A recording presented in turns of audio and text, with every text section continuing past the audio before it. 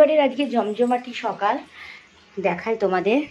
এই যে আমার হেসেলে এখানে আছে 5টা ইলিশ মাছ, ঠিক আছে? এই যে 5টা ইলিশ মাছ আছে এখানে।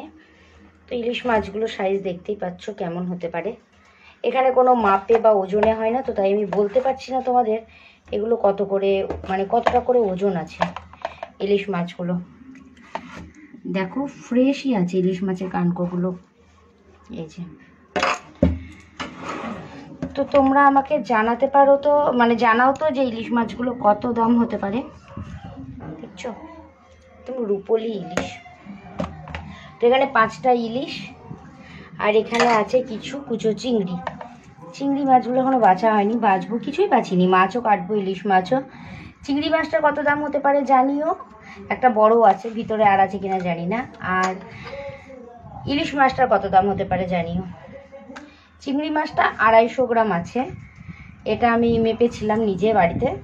তো এখানে 250 একটু বেশি, মানে 300 মতন আছে এখানে চিংড়ি মাছ। কারণ এই বাটিটা না ভিতর নিচের দিকে ডিপ গর্ত মতন, এখানে 300 চিংড়ি আছে, কুচো চিংড়ি। এটার দাম কত হতে পারে বলো, আর ইলিশটার দাম কত হতে পারে? রবিবারটা জমে গেল, এবার আমি এখন জমিয়ে রান্না করব। চলো মাছগুলো কাটি, আর তোমরা ততক্ষণ দামটা বলো।